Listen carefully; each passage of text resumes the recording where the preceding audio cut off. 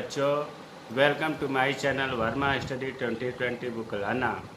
मैं UP board के छात्रों के लिए क्लास 12th का इकोनॉमिक्स हिंदी माध्यम से मैं फुल कोर्स कराऊंगा। यदि आप फुल कोर्स करना चाहते हैं तो मेरे चैनल को सब्सक्राइब कीजिए और बेल आइकन को प्रेस करना न भूलें, ताकि जो भी वीडियो मैं अपलोड करूं उसका नोटिफिकेशन सबसे पहले आपको मिल सके। माइक्रो इकोनॉमिक्स में चैप्टर 3 चल रहा है, प्रोडक्शन एंड कास्ट। उसमें आपको प्रोडक्शन के बारे में पढ़ा दिया गया और लागत कास्ट चल रहा था। इसमें अल्पकालीन लागतें बहुत बढ़िया से पढ़ाया गया है। आज हम लोग पढ़ेंगे दीर्घकालीन लागतें, जिसको अंग्रेजी में कहते हैं लॉन्ग रन।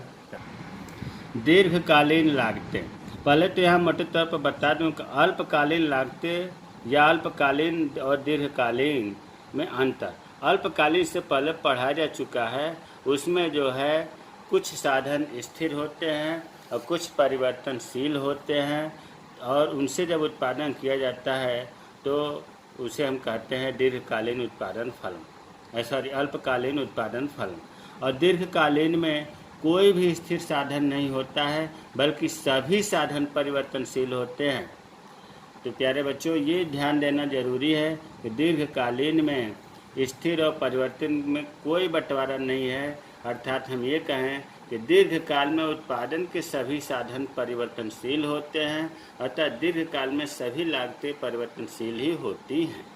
अब ये चीज़ क्लियर हो गया कि इसमें स्थिर साधन का कोई झंझट नहीं है। इसमें सभी साधन, भूमि हो, श्रम हो, पूंजी हो, संगठन हो, साहस हो, सभी लागतें जो है परिवर्तनशील या परिवर्ती लागत होती है। अब दीर्घकालीन लागतें 3 प्रकार की होती हैं: दीर्घकालीन कुल लागतें, दीर्घकालीन औसत लागतें, दीर्घकालीन सीमांत लागतें। देखिए, अल्पकालीन लागतें अगर आपको समझ में आया है तो ये समझ में बिल्कुल आ जाएगा। मान लो कि अल्पकालीन लागतें आपको 3 प्रकार का बताया गया था। कौन कौन बताया गया था? ये दीर्घकालीन शब्द हम ढक दे रहे हैं। कुल लागतें या कुल लागत, औसत लागत और सीमांत लागत। तो इसमें वही 3 प्रकार है, वही परिभाषा भी है, वही सूत्र भी है। बस केवल अल्पकालीन के जगह पर आपको दीर्घकालीन अर्थात लॉन्ग रन, देखो लॉन्ग पीरियड भी कहते हैं, लॉन्ग रन भी कहते हैं, दोनों एक ही चीज़ है। तो आप अल्पकालीन याद करिए, दीर्घकालीन में दीर्घकालीन शब्द जोड़ दीजिए, लॉन्ग रन टर्म जोड़ दीजिए। तो कुल लागतें में दीर्घकालीन कुल लागतें, दीर्घकालीन औसत लागतें, दीर्घकालीन सीमांत लागतें। अब इसको शॉर्ट में कहेंगे LTC, मतलब टोटल कास्ट में L, लॉन्ग रन जुड़ गया। AC एवरेज कास्ट में L जोड़ देंगे, दीर्घकालीन शब्द जोड़ देंगे। LMC मार्जिनल कास्ट में L जोड़ देंगे, लॉन्ग रन या लॉन्ग पीरियड। तो अब आपको क्लियर हो गया होगा कि दीर्घकालीन लागतें भी उतने ही प्रकार की होती हैं जितनी अल्पकालीन लागतें होती हैं।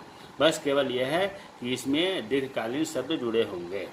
अब एक एक करके पढ़ लेते हैं। दीर्घकालीन लागतें LTC, लॉन्ग रन या लॉन्ग पीरियड टोटल कास्ट। अगर आपको टोटल कास्ट की परिभाषा याद है तो फिर LTC की भी परिभाषा याद हो जाएगी आसानी से। वही चीज़ है, केवल दीर्घकालीन शब्द जोड़ना, बिल्कुल अंतर नहीं है। आपको टोटल कास्ट की परिभाषा क्या बताया गया था? बताया गया था कि कुल लागत किसी वस्तु के उत्पादन में जो कुल धन व्यय होता है उसे कुल लागत कहते हैं। इससे पहले आपको बताया गया था कुल लागत की परिभाषा कि किसी वस्तु के उत्पादन में जो धन व्यय होता है, कुल धन व्यय होता है, उसे कुल लागत कहते हैं। तो अब इस परिभाषा से पहले आप दीर्घकालीन शब्द जोड़ दीजिए कि दीर्घकालीन में किसी वस्तु के उत्पादन में जो कुल धन व्यय होता है उसे दीर्घकालीन कुल लागत कहते हैं। हाँ, एक चीज़ जरूर है इसमें अंतर कि उसमें आपको जो बताया गया था कि दीर्घकाल में इसमें उत्पादन शून्य होने पर LTC भी शून्य हो जाता है, इसमें बताया गया था। अर्थात जैसे उसमें बताया गया था कि अल्पकाल में, हिंट है ये, अल्पकाल में अगर उत्पादन शून्य है तो लागत शून्य नहीं होगा, स्थिर लागत जरूर कुछ न कुछ आता है ना। इसका ग्राफ भी तो ऐसे ही बताया गया था कि ये हो गया आपका TFC और ये हो जाता था TC, यहीं से TC होती थी। लेकिन दीर्घकाल में दीर्घकाल में, यहाँ अभी हमने बताया कल्पकाल में उत्पादन शून्य होगा तो लागत शून्य नहीं होगा, कभी नहीं होगा। और दीर्घकाल में उत्पादन अगर शून्य होता है तो लागत भी शून्य हो जाएगा, शून्य हो जाएगा। इसका अर्थात इसमें जो है ये नीचे से टीसी जाएगा, जबकि यहाँ टीएफसी से टीसी शुरू हो रहा था। तो ये जो है थोड़ा सा इसमें ध्यान देने की बात है कि दीर्घकाल में उत्पादन शून्य होने पर दीर्घकालीन कुल लागत भी शून्य हो जाता है, अल्पकाल में शून्य नहीं होता। अल्पकाल में अगर उत्पादन नहीं भी होगा तो कुल स्थिर लागत तो आएगी ही, लेकिन इसमें स्थिर लागत होता नहीं है। उत्पादन होगा तो टीसी तो एलटीसी आएगा, नहीं होगा तो नहीं आएगा। अब दूसरा आते हैं जो बहुत ही महत्वपूर्ण है, LAC, long run average cost, दीर्घकालीन औसत लागतें। पहले तो एसी की परिभाषा अगर आपको याद होगा तो वही परिभाषा इसमें भी है, केवल लॉन्ग रन शब्द जोड़ना है। तो पहले आपको क्या बताया गया था, एसी की परिभाषा बताया गया था कि टीसी को मतलब कुल लागत को उत्पादन की इकाइयों से भाग देने पर जो लागत प्राप्त होती है वह औसत लागत कहलाती है। अब इसमें एल जोड़ देना है, दीर्घकालीन शब्द जोड़ देना है। एलटीसी मतलब ऊपर वाला, एलटीसी को उत्पादन की इकाइयों से भाग देने पर जो लागत प्राप्त होती है वह दीर्घकालीन औसत लागत कहलाती है।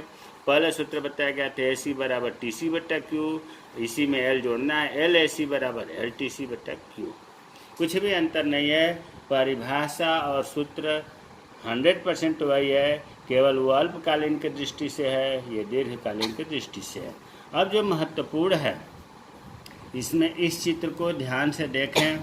इस चित्र में ओ एक्स अक्ष पर उत्पादन की मात्रा लिखा हूँ, ओ वाई अक्ष पर लागत की मात्रा लिखा हूँ।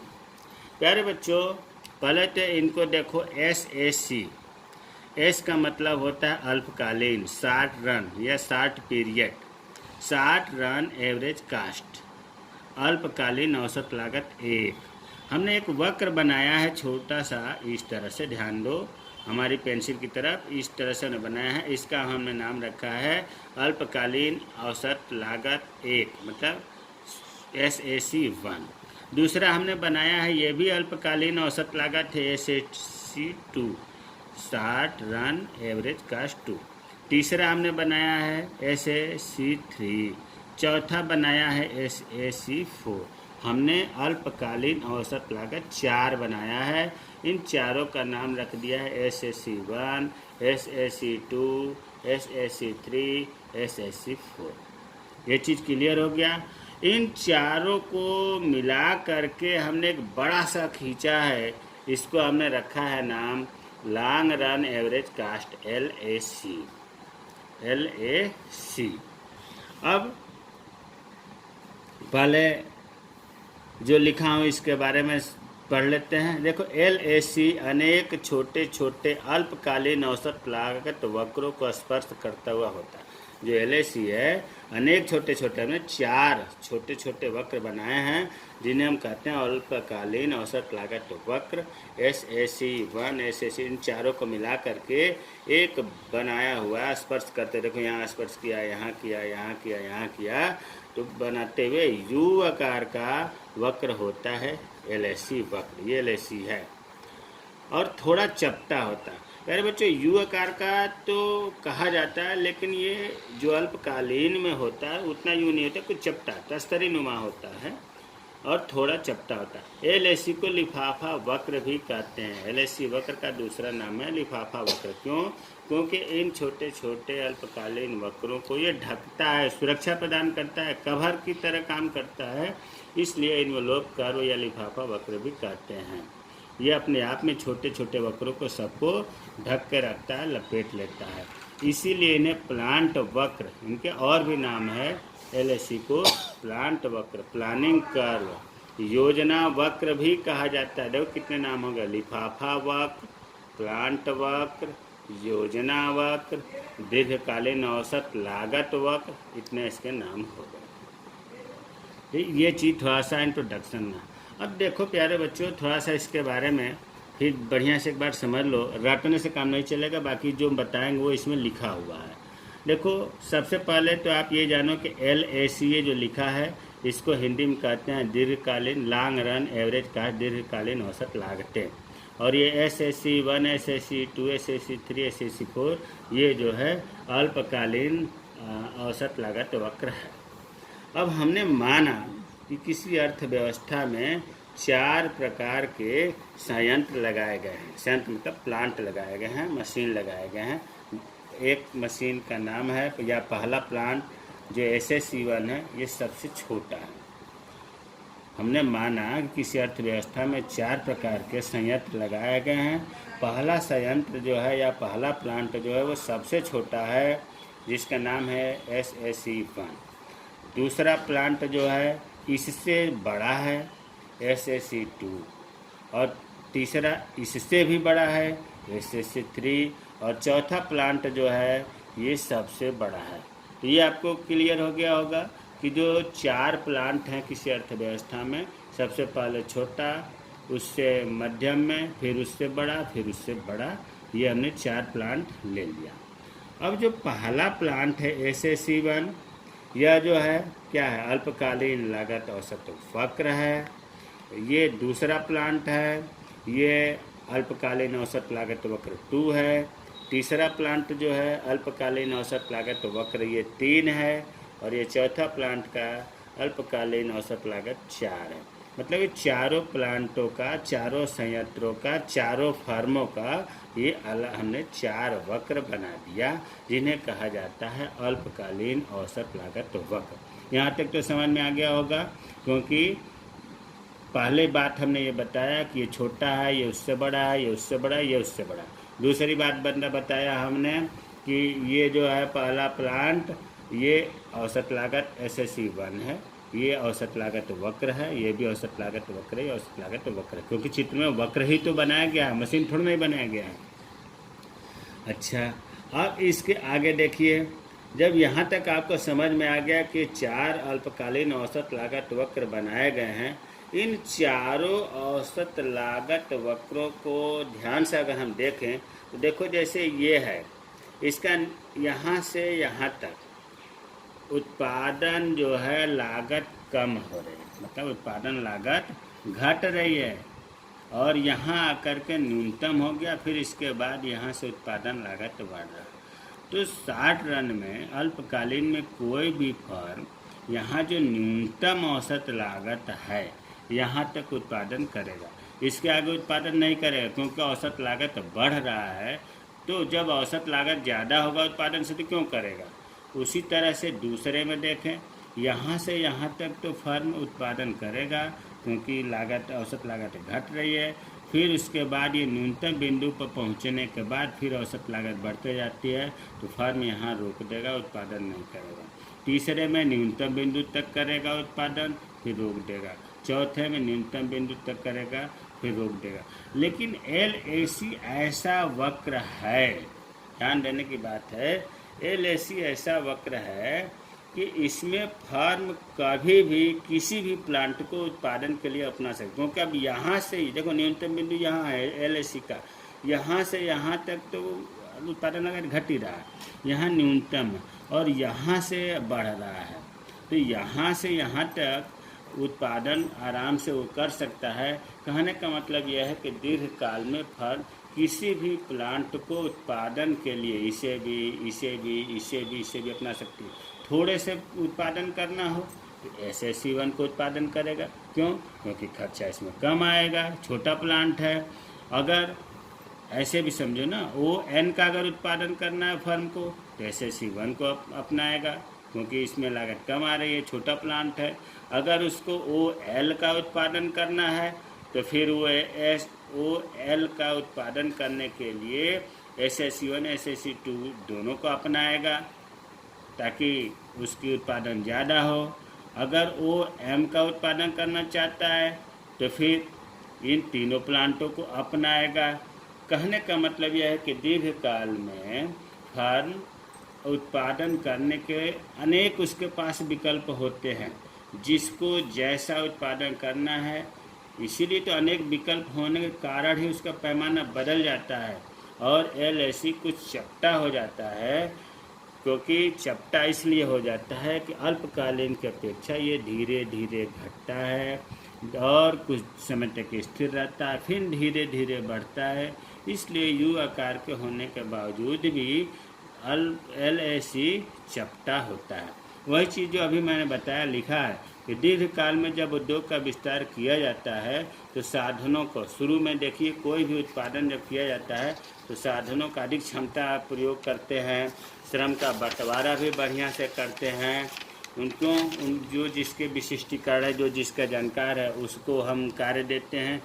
तो और पैमाने की बचते होने के कारण औसत लागत घटती जाती है शुरू में, और कुछ समय के बाद LAC वक्र एक न्यूनतम बिंदु पर हो जाता है। उसके बाद जब हम बड़े पैमाने पर उत्पादन करने लगते हैं, मैनेजमेंट करना संभव नहीं हो पाता, श्रम ज़्यादा ज़रूरत पड़ने लगती है, यातायात की कठिनाइयाँ उत्पन्न होने लगती हैं, जिससे हमें अधिक दाम पर सब लेना पड़ता है।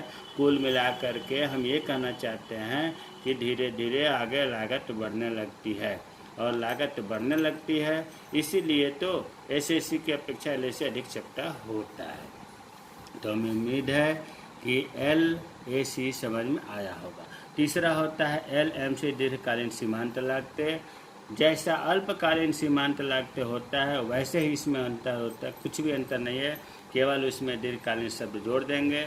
परिभाषा वही होगा, वस्तु की एक इकाई का उत्पादन बढ़ाने से कुल उत्पादन में, तो यहाँ दीर्घकालीन कुल उत्पादन कुल लागत में जो परिवर्तन होता है उसे दीर्घकालीन सीमांत लागत कहते हैं। सूत्र है, पहले सूत्र आपको बताया गया था कि MC बराबर TC डेल्टा TC बटा डेल्टा Q।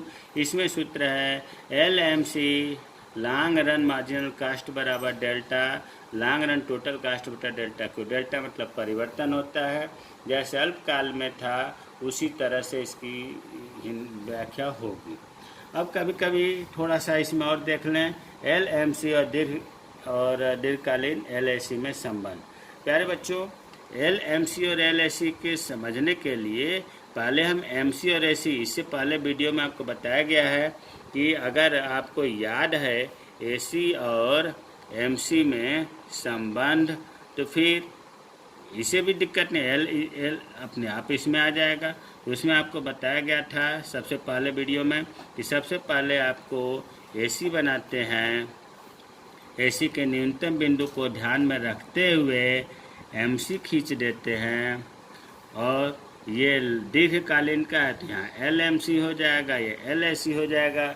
बाकी उसी तरह व्याख्या करेंगे कि जब LAC घटती है तो LMC भी घटती है, लेकिन LMC तेज़ी से घटती है, अर्थात LAC अधिक होता है, LMC कम होता है। दूसरा व्याख्या होगा उसी तरह से जैसे पहले हुआ था ACMC में कि जब LAC और LMC बराबर होते हैं तो LMC बराबर LAC।